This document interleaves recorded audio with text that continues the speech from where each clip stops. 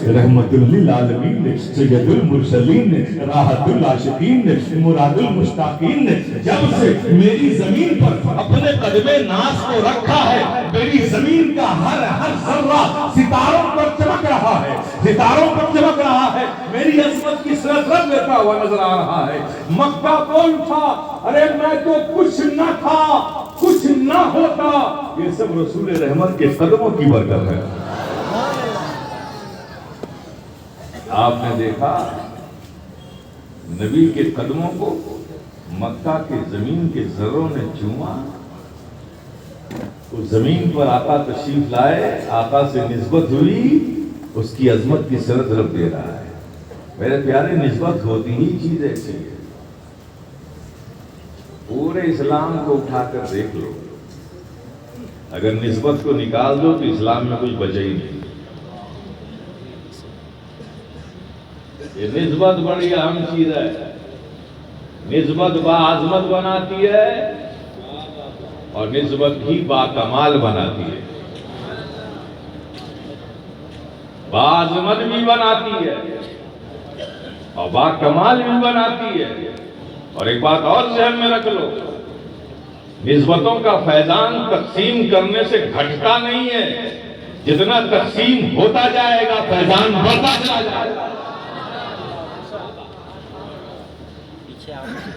آؤ دیکھو ذرا نسبتوں کی چمک دیکھو، بات صرف مکے شہر کی نہیں ہے۔ میں آپ کے ذہن کو کچھ دیر کے لیے بھی مکے شریف میں رکھتا ہوں۔ آؤ، یہ حجر اسود کیا ہے؟ یہ کوئی بزرگ نہیں ہے جنہیں سب چوم کے آتے ہیں،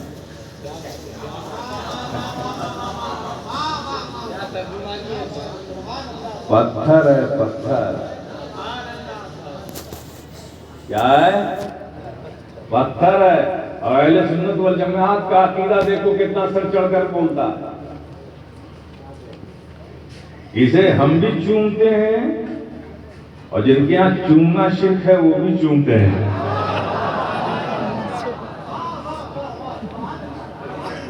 بس ہمارے ان کے چومنے میں فرق کیا ہے؟ وہ مجبور ہو کر چومتے ہیں، ہم مسرور ہو کر۔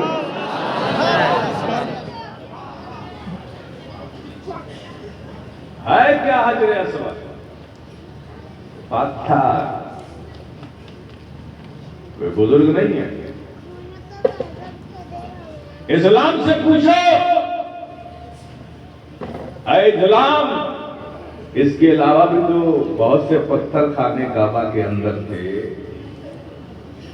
یہ بھی وہیں رکھا تھا، تو 360 کو نکال کر باہر پھینک دیا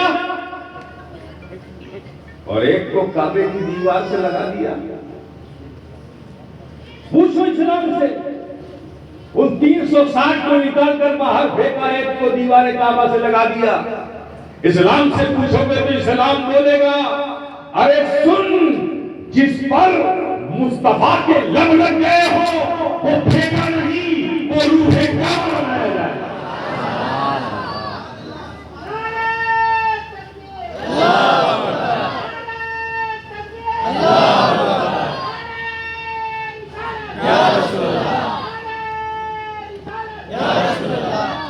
کیا بنایا جائے گا؟ روح کعبہ بنایا جائے گا۔ میں یوں ہی نہیں کہہ رہا ہوں روح کعبہ، اس لیے کہ حکم ہے، چاہے عمرہ کرو چاہے حج کرو، طواف کرنا ہی ہے نا۔ تو حکم کیا ہے؟ حجر اسود کو چوم کر شروع کرو، صرف شروع ہی نہیں کرو، ختم بھی چوم کر کرو۔ ابتدا بھی یہی ہے، انتہا بھی یہی ہے۔ جہاں مصطفیٰ کے لب لگ گئے اس پتھر کا اعجاز دیکھو۔ خدا کے گھر کا طواف شروع بھی کرو تو اس پتھر کو چوم کر کرو جسے میرے محبوب نے چوما ہے۔ میرے گھر کا طواف ختم کرو، اس پتھر کو چوم کر کرو جسے میرے محبوب نے چوما ہے۔ اور میرے پیارے، چھٹکارا کچھ نہیں ہے، لب سے نہ چوم سکو، بھیڑ بھاڑ ہے تو اشارے سے چوم، نہیں پہنچ سکتے ہو تو لکڑی لو ہاتھ میں، حجر اسود سے مس کرو، پھر اس لکڑی کو چومو۔ اگر تمہاری لکڑی بھی نہیں پہنچ سکتی تو دور سے یہ اشارے سے چومو، اپنے ہاتھ کو حجر اسود کی طرف یوں کرو اور ہاتھ کھینچ کر لب سے لگاؤ، حجر اسود پر چومنا ہو گیا۔ بغیر چومے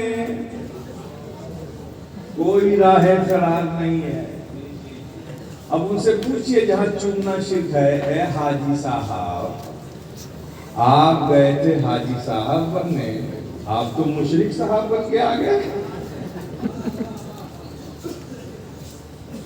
ارے ظالم، پوچھنا اور ہے، چومنا اور ہے، اور یہی اور قابل غور ہے۔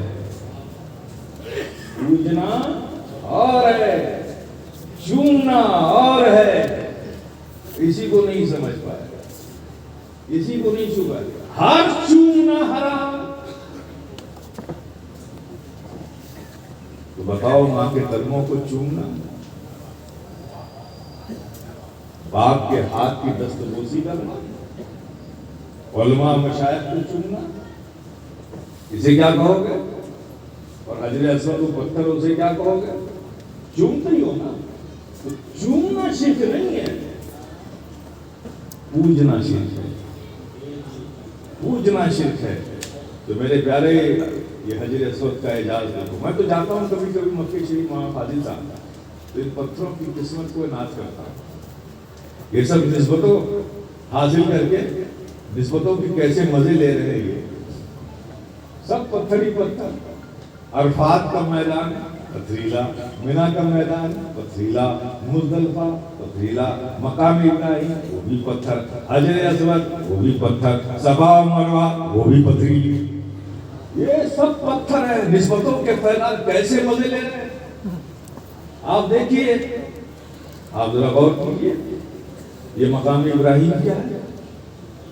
میں نے کہا تھا نا کہ باعظمت بھی بناتی ہے، باکمال بھی بناتی ہے۔ میں ٹاپک سے ہٹنے کا عادی نہیں ہوں، آپ سے ذہن اپنا ساتھ ساتھ میں رکھیے۔ یہ مقام ابراہیم کیا ہے؟ اس کا مقام کیا ہے؟ اس کا مقام یہ کہ قرآن میں اس کا ذکر ہے، وَاتَّخِذُوا مِن مَقَامِ إِبْرَاهِيمَ مُصَلًّى، مقام ابراہیم پر نماز پڑھنے کی جگہ تلاش کرو۔ اور اس کی عظمت کیا ہے، اس کی فضیلت کیا ہے؟ پورے مطاف میں جو طواف کرنے کی جگہ ہے، پورے مطاف میں تم کہیں بھی نماز پڑھو، رکن یمانی پر پڑھو، رکن شامی پر پڑھو، رکن عراقی پر پڑھو، حدیم میں پڑھو، میزاب رحمت کے نیچے پڑھو، باب کعبہ کے سامنے پڑھو، ملتزم پر پڑھو، کہیں پڑھو، اور ایک نماز مقام ابراہیم پر پڑھو۔ تو وہ نماز جو تم نے ساری جگہ پڑھی، ان ساری نمازوں سے وہ ایک نماز جو مقام ابراہیم پر پڑھی، ان ساری نمازوں سے افضل۔ اور ہے کیا مقام ابراہیم؟ پتھر۔ میں بھی طواف سے فارغ ہو کر زیارت کی غرض سے، کہ طواف کے دوران رکنا نہیں چاہیے، طواف کو جاری رکھنا چاہیے، کسی اور کام میں اپنے آپ کو مشغول نہیں کرنا چاہیے۔ جھانک تاک کرنے کی عادت بڑی خراب ہے۔ اور یاد ہے، بارگاہ رسالت میں بھی حاضر ہوتے ہیں، مواجہ پاک کے سامنے۔ اب آپ تصور کرو، ہم میں یہ جسارت آ گئی، حضرت امام مالک امام ہے، پوری زندگی مدینہ طیبہ میں رہے، اور فرماتے ہیں کہ کبھی میری ہمت نہیں ہوئی کہ میں سرکار کے مواجہ پاک کے سامنے جا سکوں۔ تو میرے پیارے، ادب بہت ضروری ہے نا۔ تو مقام ابراہیم طواف کے بعد پہنچا، میں نے دیکھا کہ اس کے سینے پر نقش پا ہے۔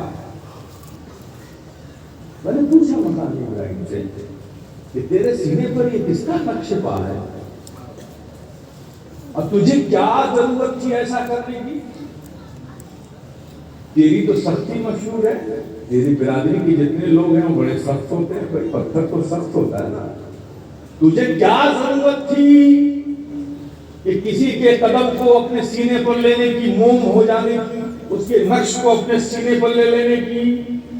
تو عالم خیال میں مقام ابراہیم سے پوچھا تو مقام ابراہیم نے جواب دیا، رے نادان، کسی کا نہیں، یہ نبی کا نقش قدم ہے، نبی کا،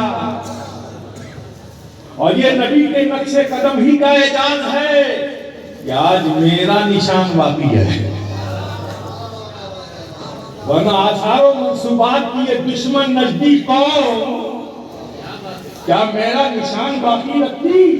میں یہاں ہوں اس لیے کہ میں نے نبی کے نشان قدم کو اپنے سینے پر محفوظ کر لیا۔ تو مقامی ابراہیم نے میرے پیارے کیا میسج دیا ہم غلامان مصطفیٰ کو، کہ جب ایک پتھر نبی کے قدموں کو اپنے سینے پر نشان کو محفوظ کر کے اپنے موجودگی کی اپنے وجود کی ضمانت حاصل کر رہا ہے، تو اگر ہم غلامان مصطفیٰ اپنے سینوں میں عشق نبی کی شمع روشن کر لیں تو کون ہے جو ہماری عظمتوں کو چیلنج کر سکتا ہے؟ کون ہے جو ہمارے وجود کو مٹا سکتا ہے؟ کون ہے جو ہمارے وقار کو للکار سکتا ہے؟ شرط یہ ہے کہ وہ شمع روشن ہونی چاہیے۔ جب پتھر اپنے وجود کی ضمانت حاصل کر سکتا ہے تو ہم محبتیں اپنے سینوں میں رکھ کر اپنے وجود کی ضمانت کیسے نہیں حاصل کر سکتے؟ میرے پیارے یہ وہ پتھر ہے، اب آپ دیکھیے بچ گیا نبی کا نشان قدم لے کر، اور جیسے ہی اس کو نبی کا قدم ملا بعظمت تو ہوا، باکمال ہو گیا۔ باکمال ہو گیا کیا؟ جو حضرت ابراہیم خانہ کعبہ بنا رہے تھے، گھر بنا رہے تھے، دیوار اونچی ہوئی تو ضرورت پڑی کہ ایک پتھر لایا جائے۔ آپ بھی 5 روز باندھتے ہیں نا اونچی دیوار کو جڑائی کرنے کے لیے، تو وہ ایک پتھر لائے کہ اس پہ چڑھ کے اونچی دیوار میں پتھر لگایا جائے اور دیوار اونچی کی جائے۔ یہ پتھر اسی کام کے لیے لائے۔ اب اس پر جیسے کھڑے ہوئے، اس پتھر کو جیسے ہی نبی کا قدم ملا، حضرت ابراہیم علیہ السلام کا جیسے ہی قدم ملا، قدموں سے لگا، اس میں کمال پیدا ہو گیا۔ اب حال یہ ہے کہ جب حضرت ابراہیم کو دیوار کعبہ میں پتھر لگانے کے لیے اوپر جانے کی ضرورت ہوتی تھی، پتھر خود بخود اوپر اٹھنے لگتا تھا، اور جب نیچے آنے کی ضرورت ہوتی تھی تو پتھر خود بخود نیچے آنے لگتا تھا۔ نبی کا قدم ملا تو ایسا کمال پیدا ہوا کہ نبی کو بولنے کی بھی ضرورت نہیں، وہ نبی کے ارادے کو سمجھنے لگا، نبی کے ارادے کو سمجھنے لگا۔ یہ تو کیا ہے؟ انہی کا تو کمال ہے کہ نہیں ہے؟ جو نسبت باعظمت بناتی ہے، نسبت با کمال بناتی ہے۔ آئیے یہ زمزم ہے نا، مل جائے تو کھڑے ہو کر پیو گے کہ بیٹھ کر، اور اپنا پانی زمزم بیٹھ کے پینا شروع کیا تو مولانا چلائے پینا صاحب کی پیادہ کھڑے ہو کر پانی پیا، اور اپنی بوتل منہ سے لگائے اپنا پانی کا پیادہ بیٹھ کر پیا۔ اے مولانا، پانی تو پانی ہے، اس کا بھی کلر وہی ہے، اس کا بھی کلر وہی ہے، اس کی بھی جنس وہی ہے، اس کی بھی جنس وہی ہے، اس کی بھی ماہیت وہی ہے، اس کی بھی ماہیت وہی ہے، سب کچھ تو ایک جیسا ہے۔ ایک پانی بیٹھ کر پیو، ایک پانی کھڑے ہو کر پیو، یہ کیا بات ہے؟ یہ کیا بات ہے؟ تو میرے پیارے کہنا ہوگا یہ عام پانی نہیں ہے، یہ وہ پانی ہے جو نبی کے قدم سے لگا ہے۔ اچھا، نبی کے قدم سے لگا ہوا تو کیا ہوا؟ کہ نہیں، اس کو نسبت حاصل ہو گئی، اب ہم اس پانی کی نہیں، وہ جو قدموں سے یہ پانی لگا اس نسبت کی تعظیم کر رہے ہیں، اس نسبت کی تعظیم کر رہے ہیں۔ بات کھڑے ہو کر، ہاں تعظیم تو کھڑے ہو کر ہوتی ہے، تعظیم تو کھڑے ہو کر ہوتی ہے، اور ہم نے دیکھا ہے جو تعظیم میں کھڑے ہونے سے جن کو بڑی تکلیف ہوتی ہے وہ بھی وہاں کھڑے ہو کر ہوتے ہیں۔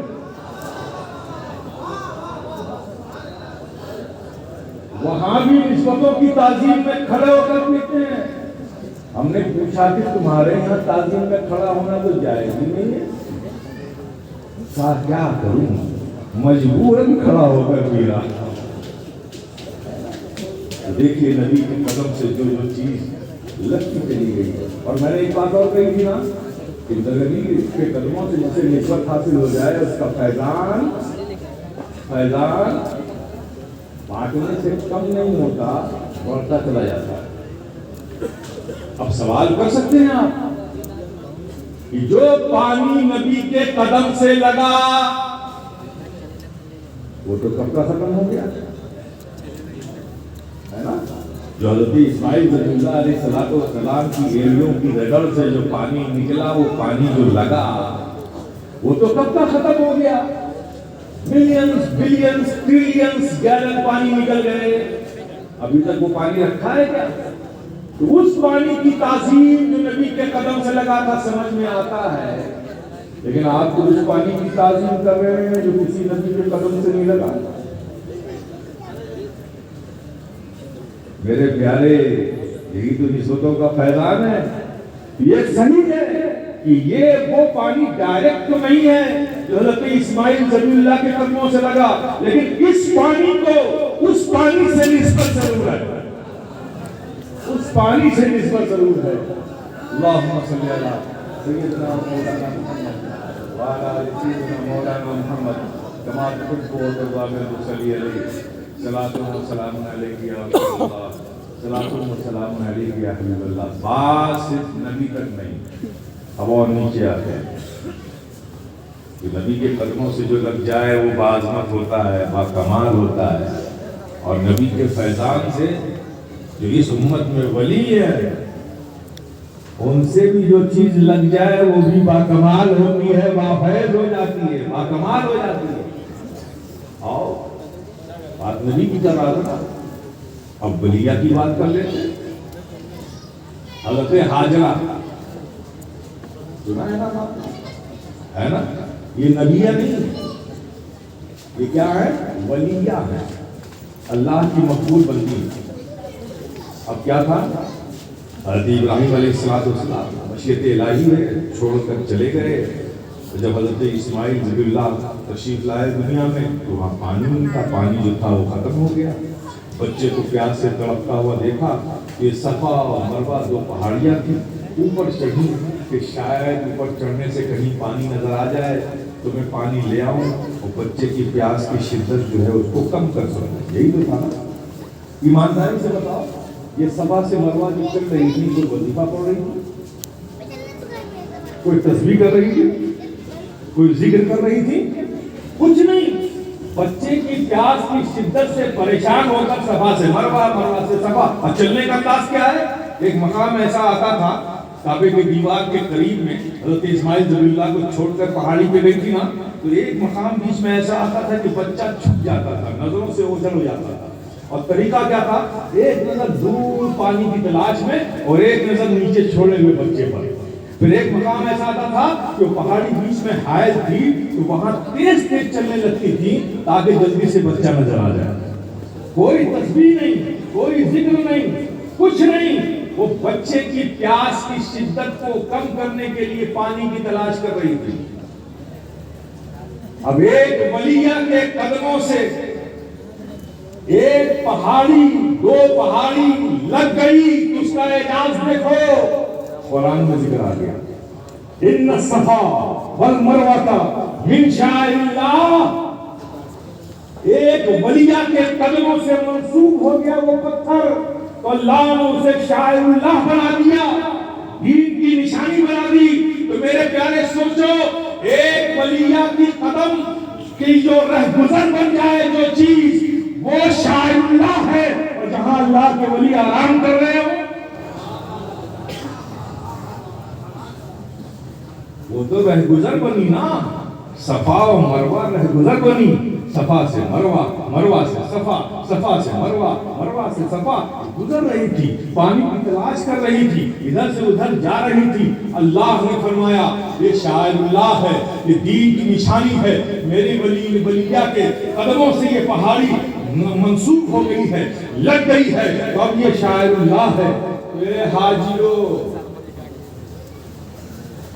اب اللہ کے دین کی نشانی ہے سب کچھ کر لو، حج مکمل نہیں ہوگا، عمرہ مکمل نہیں ہوگا جب تک کہ جیسا میری مقبول بندی نے کیا ویسا تم نہیں کرو گے۔ تمہیں بھی صفا سے مروہ جانا ہے، مروہ سے صفا آنا ہے، اور اس مقام پہ جسے میلین حجرین کہتے ہیں، وہ وہاں پر جو بچہ نظر نہیں آتا تھا، جیسے وہ تیز تیز چلی تھی ویسے تم بھی تیز تیز چلی۔ مجھے بتاؤ یہ سب کسی بزرگ کا تو ذکر نہیں کرتا، یہ سب تو پتھر ہی ہے، ذرا اس کی قسمت دیکھو، نسبتوں کے فیضان لے کے کیسے مزے لے رہے ہیں۔ تو میرے پیارے، جہاں اللہ کی ایک مربوطہ ولیہ بندی گزر جائے وہ شاعر اللہ ہے، اور جہاں اللہ کے یہ محبوب بندے اپنی صورتوں میں موجود ہیں وہ بھی شاعر اللہ ہے۔ حضرت قاسم کا آستانہ شاعر اللہ ہے، خواجہ خواجیاں کا آستانہ شاعر اللہ ہے، حضرت محبوب الہی کا آستانہ شاعر اللہ ہے، حضرت صوفی حمید ناگوری کا آستانہ شاعر اللہ ہے، حضرت قطب الدین بختیار کاکی کا آستانہ شاعر اللہ ہے، حضرت بابا فرید گنج شکر کا آستانہ شاعر اللہ ہے، حضرت نصیر الدین روشن چراغ کا آستانہ شاعر اللہ ہے، حضرت محبوب الہی کا آستانہ شاعر اللہ ہے، حضرت عقیل سراج آئین ہند کا آستانہ شاعر اللہ ہے، حضرت شیخ راولحق پنڈوی گنج نبات کا آستانہ شاعر اللہ ہے، تاریخ السلطنت محبوب یزدانی میر سید اشرف جہانگیر سمنانی کا آستانہ شاعر اللہ ہے۔ اور جو دین کی نشانی ہوتی ہے نا، وہ مقام وہ ہوتا ہے جہاں اللہ کی رحمتوں کا نزول ہوتا ہے۔ اسی لیے ہم جاتے ہیں، جس کی قسمت میں برکت اور فیض ہے ہی نہیں، وہ جائے گا کیا؟ ہم تو جاتے ہیں ایسی جگہوں